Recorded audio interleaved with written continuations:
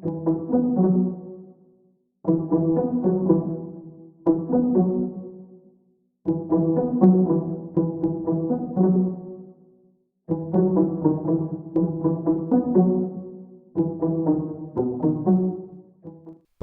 BGMG sy ny vadiny dia vita fomba ofisialy ny fanambadiana izy ireo izay natao tamin'ny fomba ara-panambadiana malagasy avy any atsimo any moa nanaovan'izy ireo an'izay fomba fanambadiana izy ireo zay ka nanaitra ny maro sy nahafaly ny rehetra raha vantany vao nahita any sarin'izy ireo niparitaka manerana ny Facebook ao ka nipitsipitsony mahakasika an'izay no fakafakena amintsika atao anatin'ity video ity ka manasatsika rehetra anaraka an'ity video ity hatramin'ny farany aza dino ny milaiky ny video antsika ary tsarovatra ny miabone amin'ny chaîne antsika mba ahafahanareo manaraka tsy tahabaka ny video zay lefa nahito isan'andro tsy ampendrela moa isika fa avy hatrany tonga de vavany ndao ary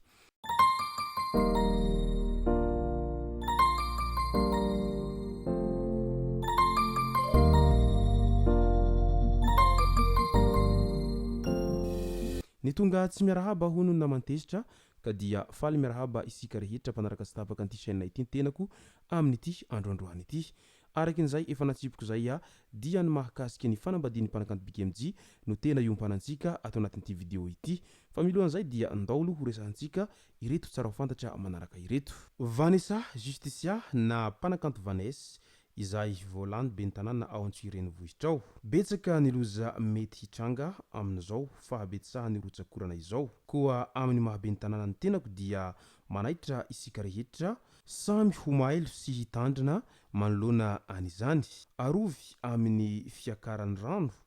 ny ankizy jereo tsara ny hazo manodidina so dia milatsaka amin'ny trano mila mitandrina isika mpanarato ao antafiampatsa sy ny antafiamandambo ary ihany koa ny manodidina ny ranomasina indrindra fa isika manodidina ny 2 kilometratry ny ambavany Antsohihy ho iatrany Vanessa Justicia hary nomenjanahary na i Vanessa Tsaravintana izay be ny tanàna ny Antsohihy raha nanao antsoavo tamin'ny voaka ny Antsohihy afaka miantso ny laharana 870 770 170 raha sanatria misy ny loza tampoka mahazo isika ahafahana mandray andraikitra sy fepetra ara-potoana ho iatrany izy nilaza fa iray ihany isika fianakaviana iray ihany isika rehetra atao anatin'ny distrikany ambonivohitry ny Antsohihy ka tsy tokony salasala raha misy azo hifanampiana amin'izao andro sarotra izao ho isatrany midika izany fa ny firaisan-kina no zava-dehibe ary ny fihavanana sy ny fiarahamonina ihany koa ny fitambarana no tena isan'ny fototra iray ahafahana mampandroso ny komina iray izay no antony nanaovan'ny Vanessa Justicia izao antsoavo amin'ny voakany Antsohihy iray manontolo izao mba ho marika an'izay firaisan-kina sy fifankatiavana ary ihany koa ny tolo-tanana amin'ny mpiarabelona izay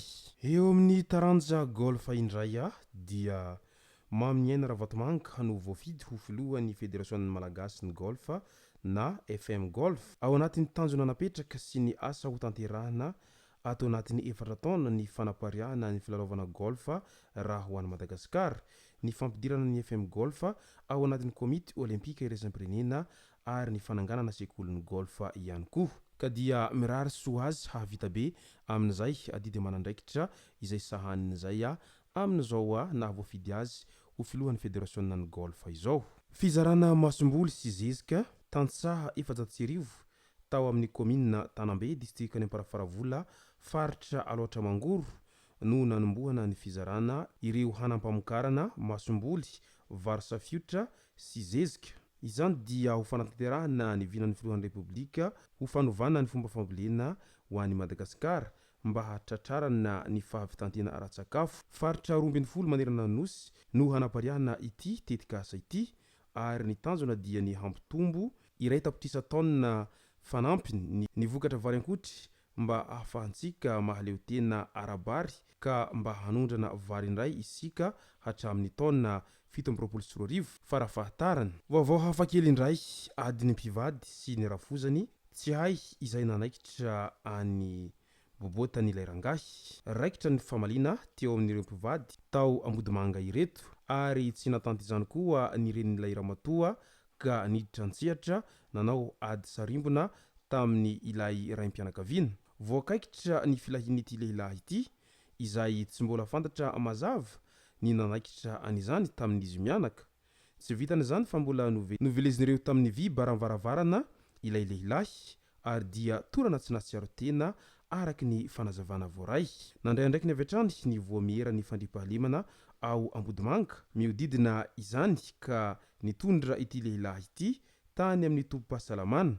araky ny fanazavana voaray tena nivon'ny fokontany Ambodimanga dia tsy mety mikarakara ny marary ity vadiny sy ny renin'ilay ramatoa ity izay voalaza fa nanao an'izany herisetra tamin'ity lehilahy ity ka noho izay dia melimely ihany ry zareo rehefa miady fa sao dia voakekitra indray iny ilay Bertrand kelintsika iny andao amin'izay horesantsika ny vaovao malaza izay mahakasika ny mpanakanto kalaza Big MJ amin'izao fotoana izao fantatra fa vita ara-pomba malagasy ny fanambadian'ny mpanakanto Big MJ sy ramatoa vadiny Miss Hélène tamin'ity herinandro ity taorian'ny fotoana ela ny arahan'ny Big MJ sy renin-janany dia nanao raha ara-pomba malagasy i Big MJ sy Hélène Nasbom izay vadiny tamin'ity herinandro ity noporofoiny Big MJ tao anatin'izany fa tena lehilahy ny tenany ary lehilahy tsy mba miamboha didy na ihany koa manary renin-janaka izany sanatry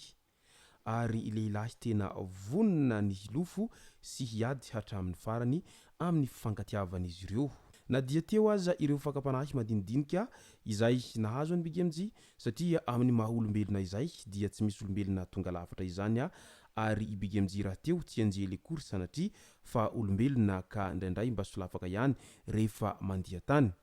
ary tsy nataony misy Hélène sakana mihitsiny izany adalana madinidinika izay nataony mpanakanto Big MJ teo izany fa vao maika aza nampisy herejika azy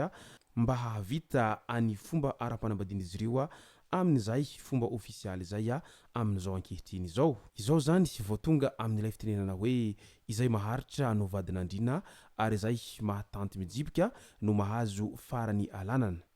ka i Miss Hélène araky izany no nahatanty mijibika ary naharitra ka izy araky izany no nisafidiny Big MJ ho ataony amin'ny fomba ofisialy amin'izay resaka fanambadiana ary naseho ny ampahabe masimo ny fifankatiavan'izy ireo zay tsy vitan'izay dia mbola nanolotra vodiondry sy tampomaso ho an'ny fianakaviany ity vadiny ity ihany koa ny mpanakanto Big MJ izay tonga tany an-toerana tany Atsimononosy tany nangataka an'ity vadiny ity tamin'ny fomba ofisialy teo anatrehany fianakavian'izy ireo mba nanaovana an'izay fomba ara-panambadiana tradisionnely avy any Atsimononosy zay mo no nataon'izy ireo tao anatin'izay ary isany nanaitra ny maro raha vantany vao nahita ny sarin'izy ireo niparitaka eran-tambazotra serasera Facebook